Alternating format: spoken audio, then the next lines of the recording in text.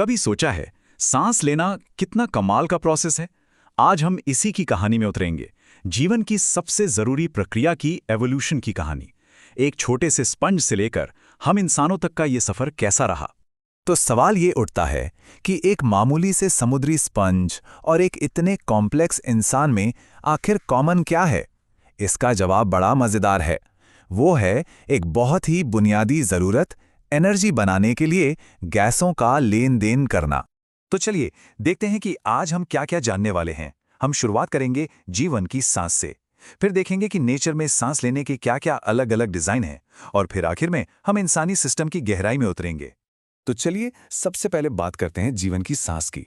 आखिर ये इतनी ज़रूरी क्यों है हर जिंदा चीज़ के लिए?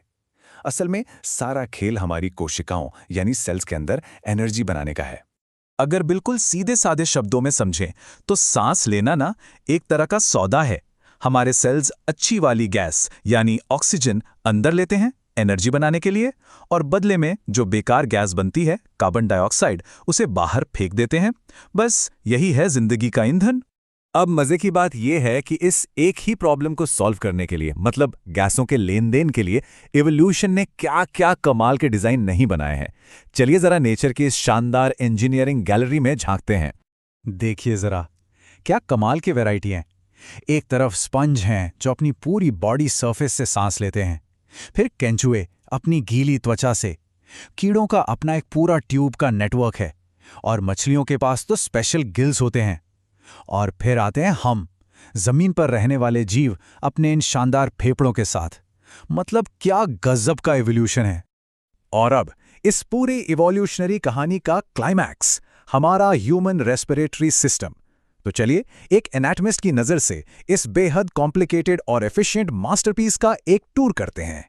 सोचिए, हवा की एक लहर नाक से अंदर आई, वो ग्रसनी यानी फेरिंग से गुजरी। ये वो चौराहा है जहां खाना और हवा के रास्ते मिलते हैं।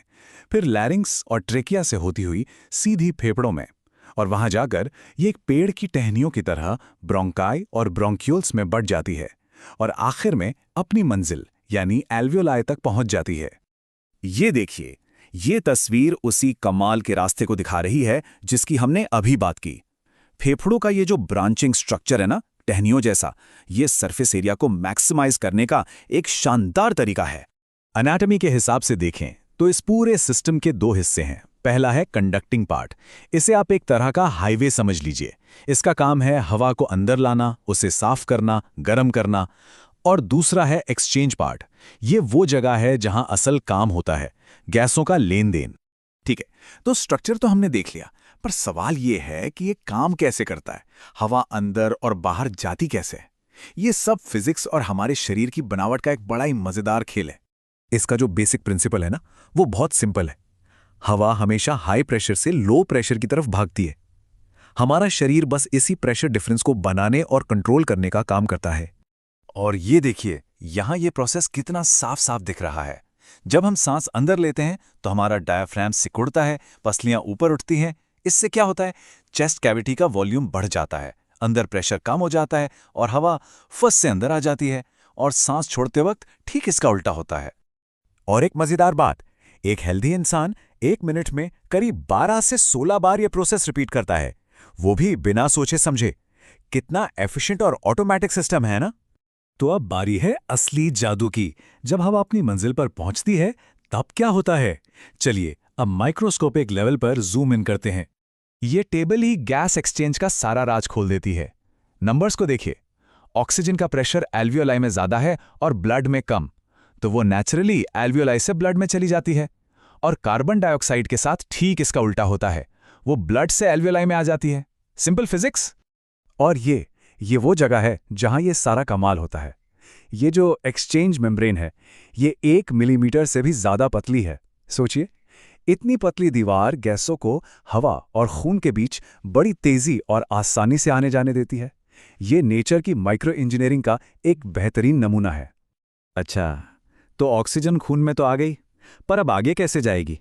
इसके लिए उसे खास टैक्सी सर्विस की जरूरत पड़ती है। करीब 97% ऑक्सीजन हमारे रेड ब्लड सेल्स के अंदर बैठे हीमोग्लोबिन नाम के प्रोटीन पर सवार होकर अपनी मंजिल तक पहुंचती है। कार्बन डाइऑक्साइड का मामला थोड़ा अलग है। उसकी ट्रांसपोर्ट स्ट्रैटेजी ज़्यादा वेरिड है। इसका सबसे बड़ा हिस्सा करीब 70% बाइकार्बोनेट में बदल जाता है ताकि फेफड़ों तक का वापसी का सफ़र आराम से कट जाए। तो एक सिंपल डिफ्यूजन से शुरू होकर हमारे इन कॉम्प्लेक्स फेफड़ों तक का ये सफ़र हमने देखा। हमारा रेस्पिरेटरी सिस्टम वाकई इवोल्यूशनरी आर्किटेक्चर का एक जीता जागता चमत्कार है। पर यह हमें एक सवाल पर भी लाकर छोड़ता है कि ये इतना परफेक्ट और बैलेंस सिस्टम आखिर कितना नाजुक है। सोचने वाली बात है ना।